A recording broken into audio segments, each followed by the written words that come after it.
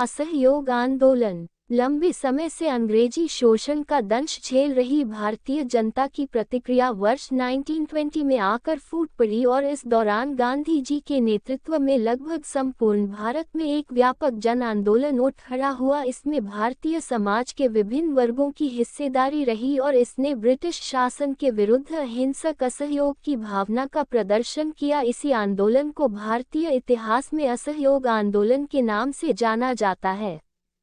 असहयोग आंदोलन का प्रारंभ 1 अगस्त 1920 को असहयोग आंदोलन प्रारंभ हो गया था और दुर्भाग्यवश इसी दिन लोकमान्य बाल गंगाधर तिलक की मृत्यु भी हो गई थी। सितंबर 1920 में कोलकाता में भारतीय राष्ट्रीय कांग्रेस का विशेष अधिवेशन बुलाया गया था। इसमें असहयोग आंदोलन संबंधी प्रस्ताव प्रस्तुत किया गया। इसके बाद दिसंबर 1920 में भारतीय राष्ट्रीय कांग्रेस का वार्षिक अधिवेशन नागपुर में आयोजित हुआ। इस अधिवेशन के दौरान असहयोग आंदोलन के प्रस्ताव की पुष्टि कर दी गई थी और आधिकारिक तौर पर असहयोग आंदोलन प्रारंभ हो गया। कांग्रेस ने अपने नागपुर के वार्षिक अधिवेशन में दो प्रमुख निर्णय लिए थे। इनमें से पहला तो था कि ब्रिटिश शासन के भीतर स्वशासन की मांग का परित्याग करना और उसके स्थान पर स्वराज को अपना लक्ष्य घोषित करना। इसके अलावा दूसरा निर्णय यह था कि कांग्रेस ने असहयोग आंदोलन के दौरान किए जाने वाले रचनात्मक कार्यों की सूची तैयार की और उन्हीं कार्यों के इर्द गिर्द असहयोग आंदोलन का संचालन किया जाना था। असहयोग आंदोलन के कारण पहले विश्व युद्ध के बाद भारत में विभिन्न आर्थिक कठिनाइयां उत्पन्न हो गई थी।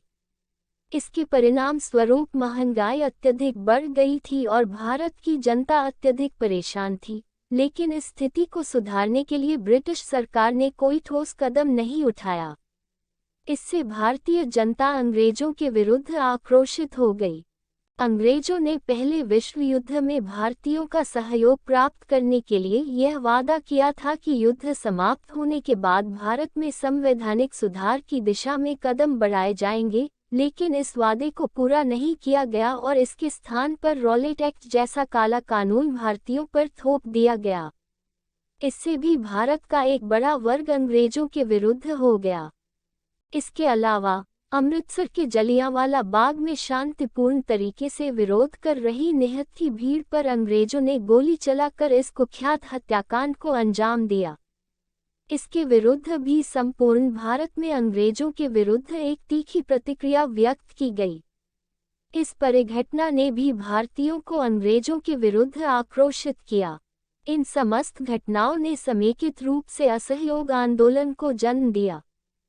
असहयोग आंदोलन का कार्यक्रम। कांग्रेस के नेतृत्व में असहयोग आंदोलन के दौरान राष्ट्रीय विद्यालयों व महाविद्यालयों की स्थापना की जानी थी तथा सरकारी विद्यालयों और महाविद्यालयों का बहिष्कार किया जाना था।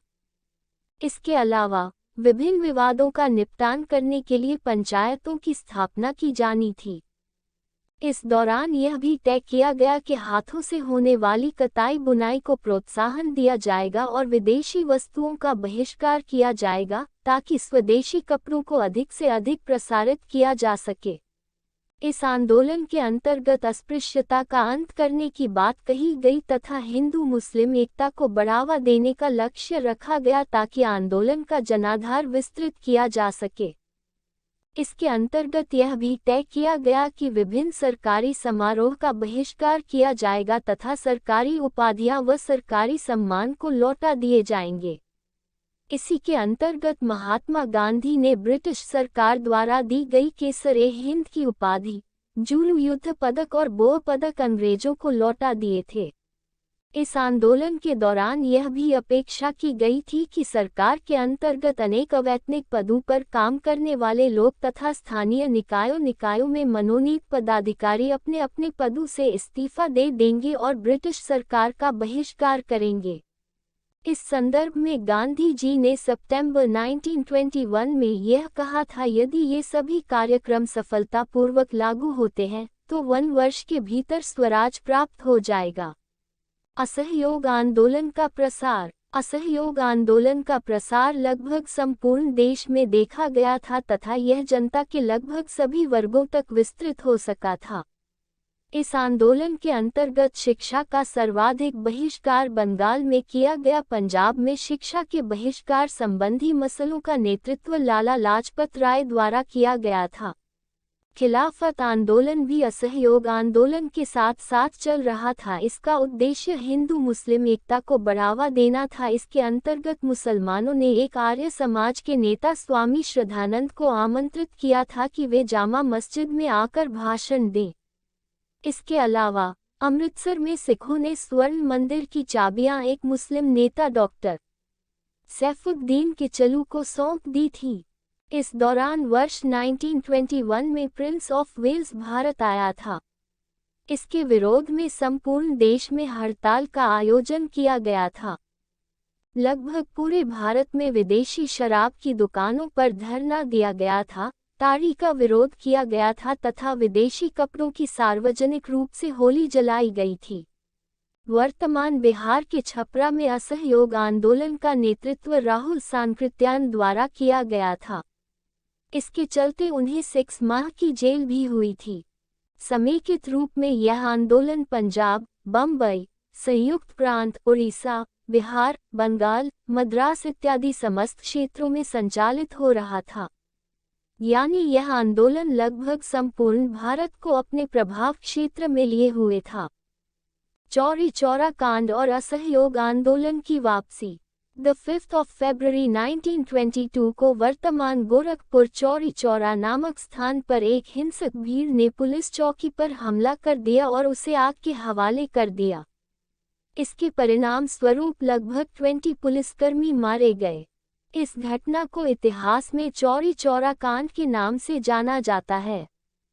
चूंकि महात्मा गांधी ने अहिंसा के दर्शन के सहारे असहयोग आंदोलन आरंभ किया था, लेकिन चौरी चौरा घटना के कारण व्यापक हिंसा सामने आई। इससे रुष्ट होकर गांधी जी ने 12 फरवरी 1922 को बारदोली में कांग्रेस कार्यसमिति की बैठक में असहयोग आंदोलन को वापस लेने की घोषणा की और इसके साथ ही असहयोग आंदोलन समाप्त हो गया।